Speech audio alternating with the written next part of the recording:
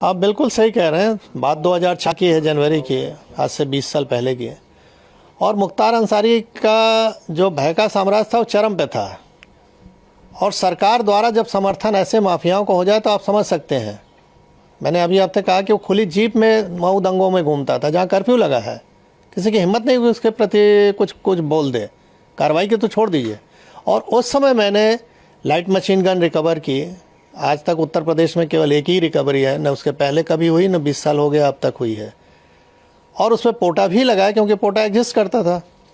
तो मैंने स्टैंड लिया उसके प्रति कि नहीं, ये गलत है और ये हो, इसको जेल जाना होगा। लेकिन मुलायम सिंह की सरकार तत्कालीन अल्पमत की सरकार थी, किसी भी कीमत पे इसको बचाना चाहते थे। और उन्होंने अंत में हम लोग पर प्रेशर बनाया, अधिकारियों पर प्रेशर बनाया। जब कोई नहीं सुना तो आईजी जोन जो थे उनका ट्रांसफ़र, डीआईजी रेंज का ट्रांसफ़र, एसएसपी एसटीएफ हमारे थे उनका ट्रांसफ़र।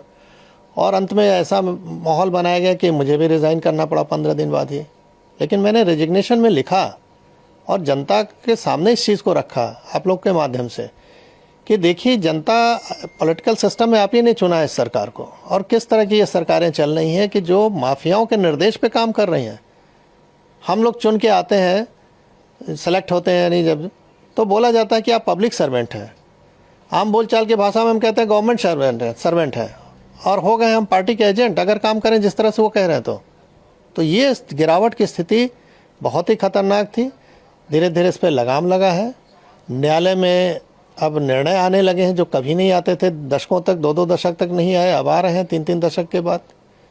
तो स्थिति बदली है, नो डाउट। और उसका नतीजा आप लोग देख रहे हैं कि अपराध में कुछ भी हो रहा है। सर, क्या लगता है उस समय कितनी बड़ी चुनौतीपूर्ण रही कार्रवाई जो मुख्तार अंसारी पे आपने की, और आज जिस तरह से आपने कहा न्यायालय में निर्णय आ रहे हैं, कानून व्यवस्था जिस तरह से है, उस समय अगर वो ऐसा रहता तो क्या उस समय मुख्तार अंसारी पे कार्रवाई हो सकती? नहीं, स्वाभाविक है। अगर शासन प्रशासन, हम तो किसी सपोर्ट की भी उम्मीद नहीं करते थे, हम तो अपने दम पे रिकवर किया, मैंने अपनी टीम के साथ। तो हमको सपोर्ट की ज़रूरत नहीं है, हमको तो हम ड्यूटी है मेरी, हम कोई मेहरबानी नहीं कर रहे थे किसी पे। हमारी ड्यूटी है कि ऐसे असामाजिक तत्वों को रोका जाए जो जनता के लिए कहर बन सकते हैं। तो मैं तो अपनी ड्यूटी कर रहा था। अगर मुझे ये ड्यूटी केवल करने दिया जाता, मुझे सपोर्ट की कोई ज़रूरत नहीं। सपोर्ट तो सिस्टम बना हुआ है गवर्नमेंट के कि हमको फोर्स दे रखा है, हमको आर्म्स एम्युनिशन दे रखा है। तो हम तो अपना ड्यूटी अगर खाली निभा दें ईमानदारी से तो जनता को अपने आप राहत मिल जाए। कहावत है कि पुलिस अगर चाह ले तो पत्ता नहीं खड़क सकता, ये हकीकत है। मैंने एज ए डिप्टी एसपी, बहुत छोटा पद था, बड़ा पद नहीं था, लेकिन जहाँ भी रहता था 3 से 4 थाना क्षेत्र जो भी मेरे अंडर में रहे, उसमें किसी की हिम्मत नहीं है, मजाल नहीं थी कि कोई माफिया आके इंटरफेयर कर ले और कुछ वारदात कर ले, क्योंकि उसको मालूम था कि इस अधिकारी के मत्थे चढ़ गए तो हमारी जान जानी है, हम बचेंगे नहीं। आपकी कार्रवाई के बाद फिर आप पे दबाव बनाया गया? वही कि दबाव नहीं बनाया गया होता तो मैं इतनी अच्छी नौकरी क्यों छोड़ता भाई।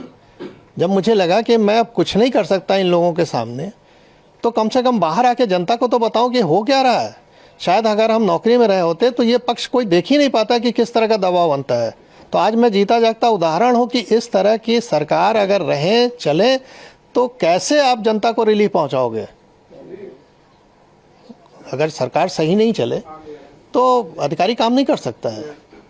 तो मैं बाहर आके इस चीज़ को रखा, जान जोखिम पर अपने डाला, परिवार की जान जोखिम में डाला।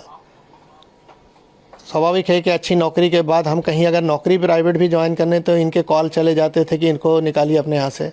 किराए का मकान नहीं मिलता था, रात में सामान कहीं लेके रख दिया तो सवेरे वहाँ से खाली करना पड़ता था। तो ये सब चीज़ें देखी, लेकिन अब उस पर ज़्यादा नहीं बोलना है।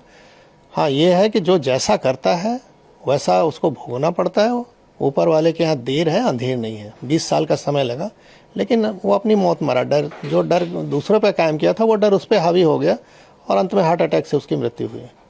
सर, कहा जा रहा है कि मुख्तार अंसारी की मौत पर पूर्वी उत्तर प्रदेश में बवाल हो सकता है, माहौल खराब हो सकता है। मैं एज ए जो पुलिस का अनुभव मेरे पास है, शासन प्रशासन का, मैं दावे के साथ कह सकता हूँ कि कहीं कुछ नहीं होगा। इसलिए नहीं होगा कि लोगों को मालूम है कि अगर हमने कानून हाथ में लिया तो सरकार सख्त है, हम पे कार्रवाई हो जाएगी। और कोई नहीं है ये सब करना चाहता है। वो तभी करते हैं जब शासन प्रशासन का सह होता है। अगर सह न रहे ना तो हिम्मत नहीं है कि एक पत्ता भी खड़क गया है। तो मैं अपने अनुभव से कह सकता हूँ कहीं कुछ नहीं होने वाला।